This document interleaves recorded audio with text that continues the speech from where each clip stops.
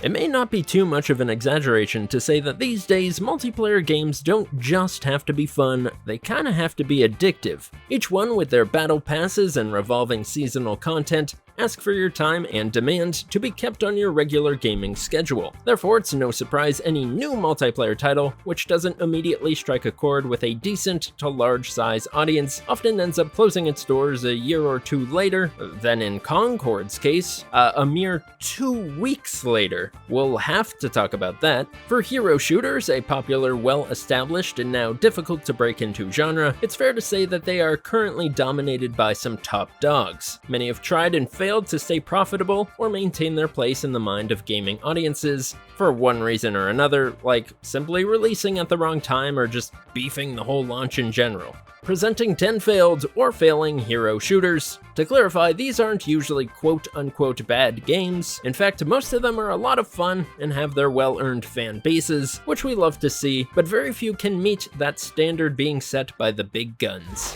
Man, that was embarrassing. Foamstars.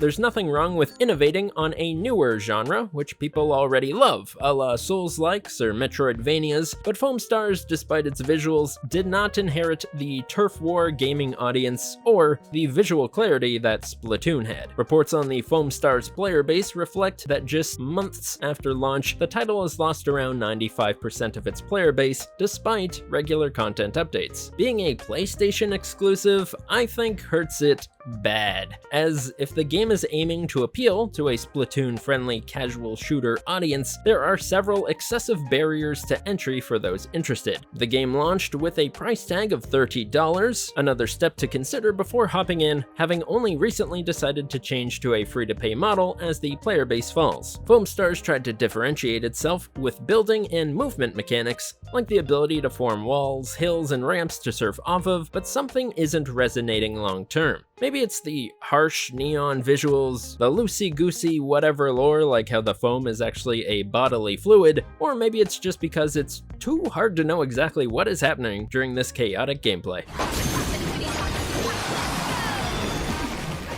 Battleborn. There is no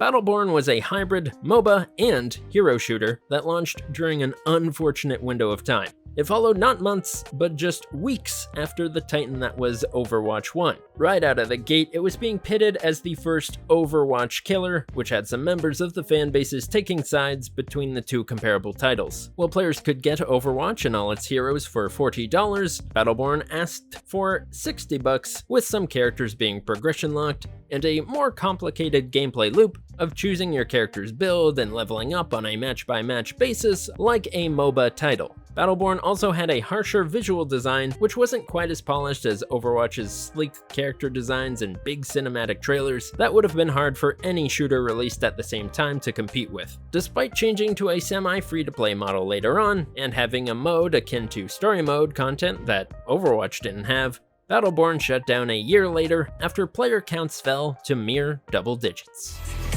Oh, you like that? LawBreakers.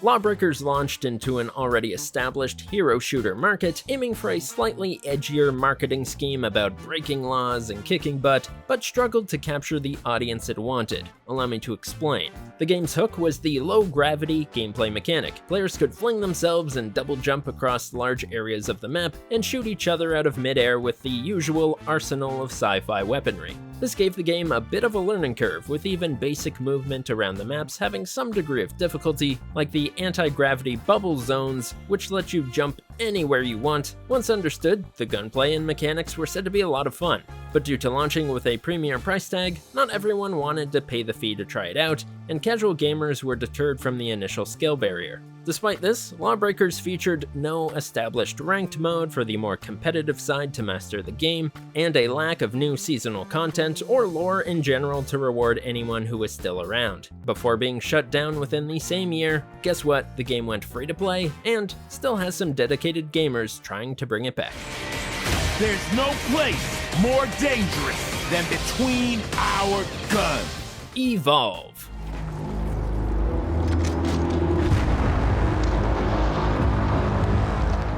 Evolve was and still is a fantastic idea. One Godzilla-sized monster versus a team of human hunters.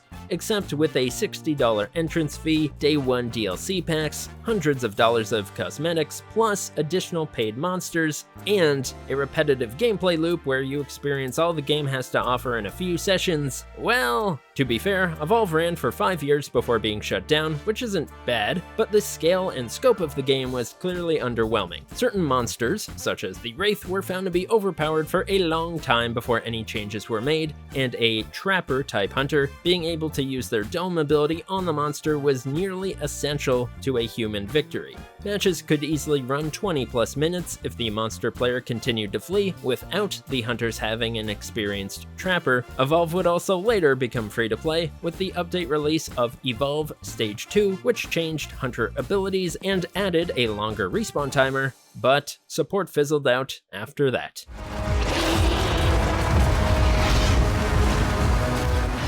Crucible.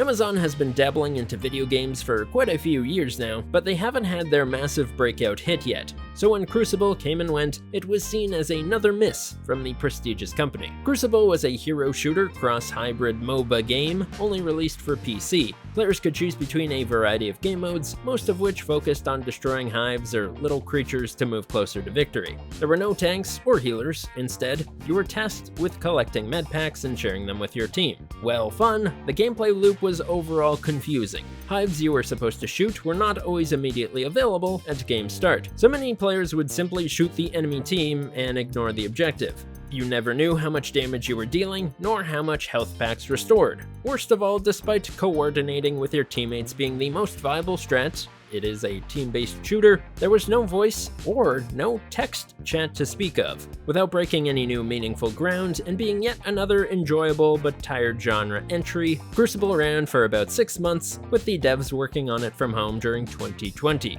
before being completely shut down and refunding all in-game purchases. Get in there and show the galaxy what you're made of. Tom Clancy's Rainbow Six Extraction.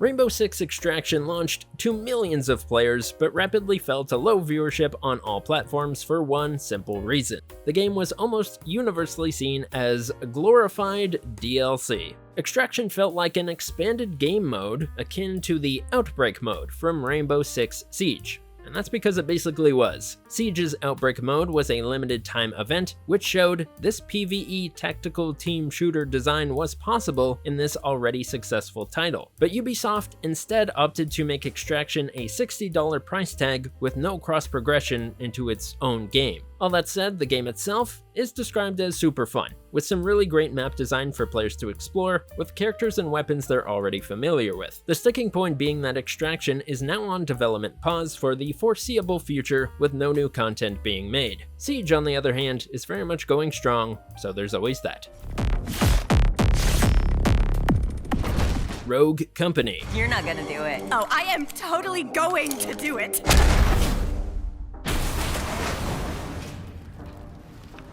Rogue Company launched to some success despite the rather mobile game-esque visual design, as players found it shook up the formula just enough with a third-person perspective and a more arcade-like run-and-gun attitude. Heroes known as rogues had set special abilities and weapons, with a lot of promising and constant content being added in the first year's roadmap. However, it would shortly fall off, as the kids say, likely due to being pulled in multiple directions on the development side. Some major updates released would lower the time to kill for all weapons, lessening the importance of coordinated team-based play, as well as later giving every hero the ability to use every weapon. Instead of choosing a rogue with a powerful ability but a worse gun, players would now simply pick the best of both, causing certain loadouts to be inferior and watering down the variety in enemies and weapons a player would be facing. Rogue Company also began pushing their Battle Royale mode over the team deathmatch, which may have split the audience further into what felt like like nearly 2 separate versions of the game.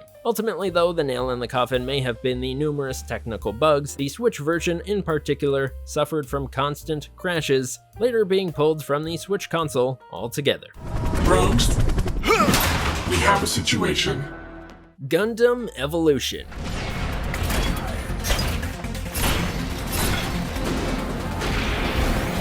A hero shooter was a unique angle for the Gundam series, which lasted for about a year before being shut down like many others. This 6v6 game was quoted as being developed for a competitive esports crowd, with basically no story and a focus on fun but distinctly not Gundam-y gunplay. Regardless, a big roadblock to the game's success was its almost pay-to-win model. On launch, you could play about 12 Gundam suits, each with their own abilities, naturally, but a few others were behind a paywall. Those others, notably the suit named Barbados, wielding a big stick, were especially powerful and good at killing new players who maybe weren't convinced they needed to spend the extra dough to unlock him yet. The future suits added continued to be microtransaction heavy, with practically no way to unlock them through just playing matches.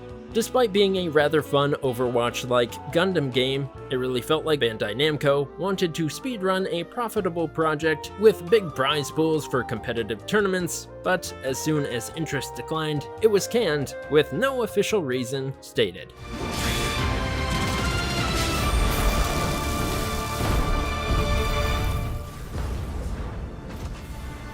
The Amazing Eternals.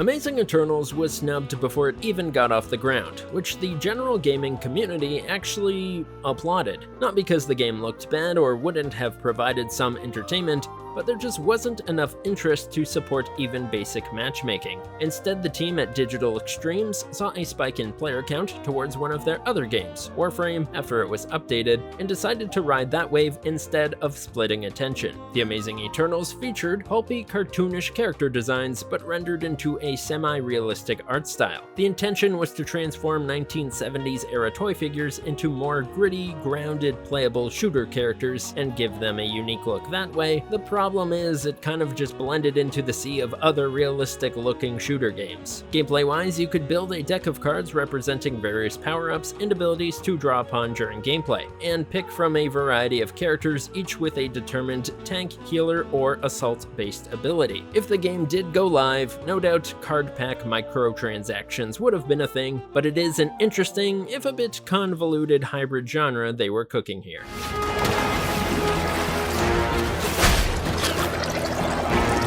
Concord. Need a second to fix myself up. What can we say about Concord that hasn't been said already? The game that took 8 years of development and an alleged $400 million budget, which no one played and was then pulled from storefronts after 14 days. Consider this, Concord's record number of players on Steam was 700. Heck, more people have already watched this video than have ever played Concord. The title was expected on the corporate side to be a smash hit, a future fruitful series with a minor Netflix deal already signed, and yet it is completely dead in record time. Gaming history will show Concord is most likely the biggest flop in gaming history. It's definitely up there. How did this happen? Everyone's asking that very same question. But to sum it up, bad character designs with little to no appeal, unrealistic expectations, and a promise of drip-fed constant new cinematics every week, which would have been difficult for even Overwatch to keep up, uninteresting, samey but fine gameplay, and no doubt poor marketing, since most people only know of the thing through this less than profitable disaster. A bit of a shame, but also, what a heck of a story. And together, we're going to make our mark on this galaxy. Thanks for watching. Did one of your favorite underrated yet commercially dead shooters make this list? Did we miss anything? Share it down in the comments, and even if these games did go the way of the dodo, at least they're fun to talk about now. Thanks.